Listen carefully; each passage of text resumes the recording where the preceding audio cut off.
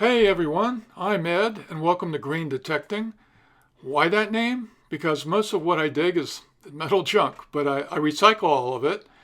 And sometimes, like this time, all that digging pays off. Today I'm deep in the woods at a late gold rush era site, and this turned into a day that I'll never forget.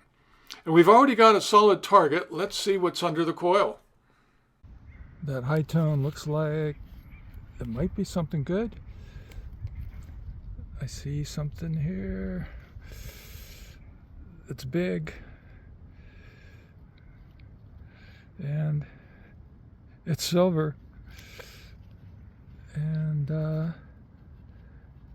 big silver. All right, I'm going to wash it off and we'll see what it is. Okay, here we go.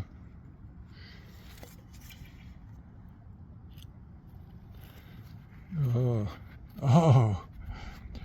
Seated Liberty. Yes. Yes. Yes.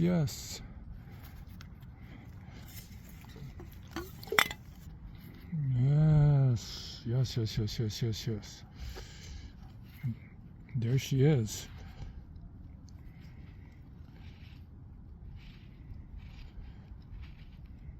$1862. Oh. Got another one of these buckles. Looks just like the other one I found. Wow, this one was pretty deep. Oh my God, I thought this was a junk target. I can't believe it.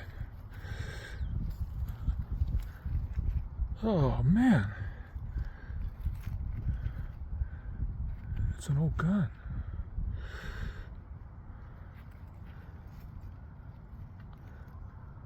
Oh man, that's awesome. Oh jeez, never found a real gun before. That's awesome. Oh my God, I thought this was going to be junk, but look, it's another $half size. Silver again. Oh my God. 2 in one day. It's Seated Liberty again. Oh geez. I'll clean this up later, but 2 big silvers in one day. Old too. 1870 something. No, 1879. Well, I'll clean it up later. Oh my God, it's like an old knife, or part of it. Part of one. Yeah.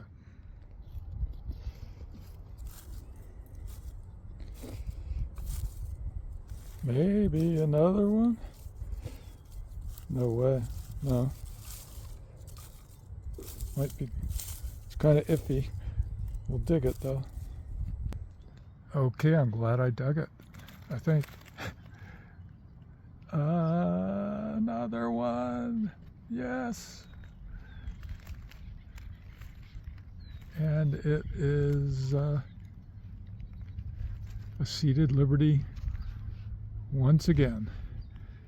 Holy crap. 3 of them in one day. I can't believe it. Looks like 1866. Whoa. God. Oh my God. Okay, just popped another coin out. Nope, it's not a coin. I thought it was a Chinese coin. It is a shotgun shell. Ooh, I don't know about this. It's not on top. Let's see. Soil's so nice and moist, that's why. getting all these targets.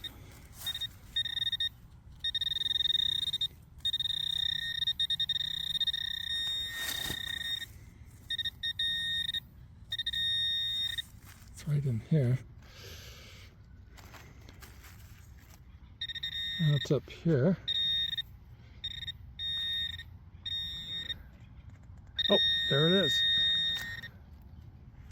Uh,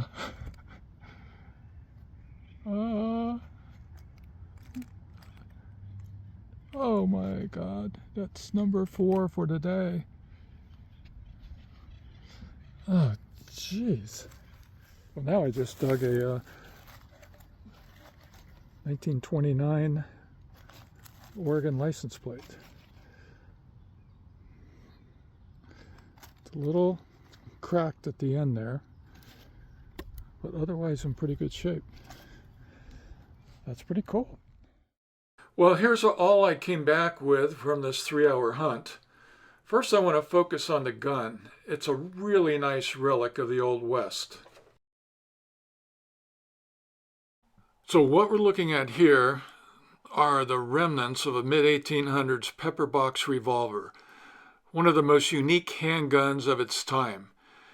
Before this design came along, most pistols were single shot. You fired once, then faced a long, risky reload. But the Pepperbox changed that. Instead of one barrel, it carried a whole cluster, 4, 5, sometimes 6, and the entire barrel assembly rotated to bring the next shot into line. It was simple, fast, and years ahead of what most people carried. A little later, the next generation of revolvers refined the idea: one barrel, a rotating cylinder, tighter accuracy, stronger frames. But the Pepperbox was the bridge between these worlds, the first truly practical multi-shot pistol for everyday folks. Time took the wood and the finish from this one, but the iron core is still here, and man, the stories it could tell. All right. That historic revolver was an incredible find, but it was just the beginning. I've gently cleaned up the coins we pulled from that same area, and honestly, I'm still in shock. Let's take a closer look at these, because one of them is a coin I never thought I'd see in person. I've got 4 different years here, and in the world of seated halves, surviving examples are incredibly rare. It's generally accepted that the survival rate is just 0.4%, mostly because millions of these were melted down for their silver content over the last 150 years. Take this 1863 S, for example. Out of 916,000 originally minted, it's estimated only about 3,700 still exist in any condition. San Francisco coins were the workhorses of the West. They circulated hard. Usually when you find one, it's heavily worn, damaged, or has a hole drilled in it. I always look at the word Liberty on the shield to gauge condition. On this one, the date is clear and the L in Liberty is readable. That likely puts this coin in the top 50% of all survivors for that year. It's a stunning piece of history, and it's not even the biggest find of the day. My wife Laura bought me some of these display boxes a few years ago. She told me, "Ed, you got to get organized." This case holds 20 of the seated halves I've found over the years, along with a few other odds and ends. And now I've got 4 more to add to the family. My quarters, dimes, half dimes are in another case, but these halves are the result of years spent scouting old gold rush sites.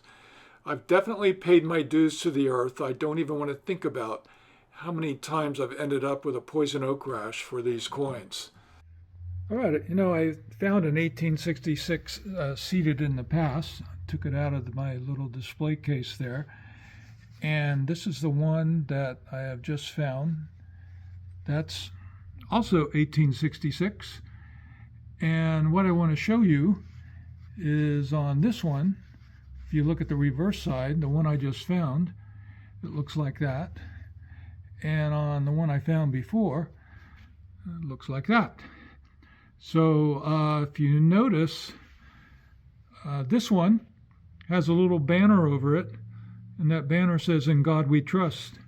This one doesn't have that banner. Coin collectors call it a motto, so they're different. So why are there two versions of this 1866 coin? Well, March of 1865, Congress authorized the U.S. Mint to place the motto, "In God We Trust," on all gold and silver coins large enough to handle it.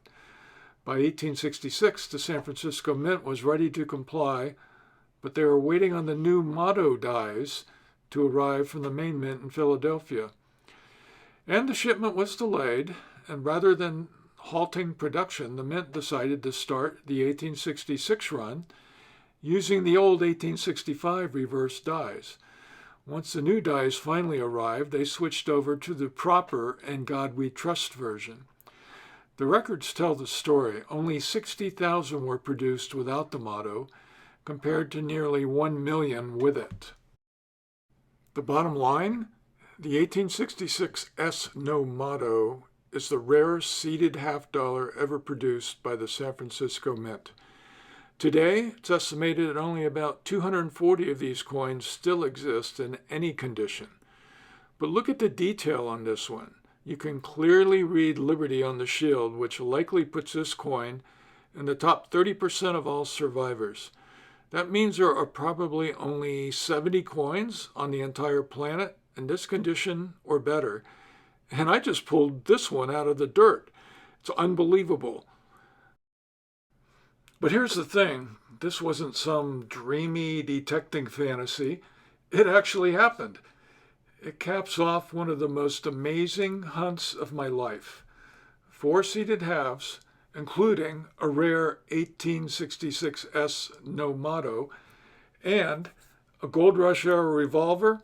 Oh, man, I should have bought a lottery ticket on the way home. Hey, I just want to say I appreciate you watching this. It's fun for me to put together. I don't make any money on it or anything. You need 1,000 subscribers to just be eligible, and I'm certainly far from that. Anyway, I just want to thank you for hanging in there.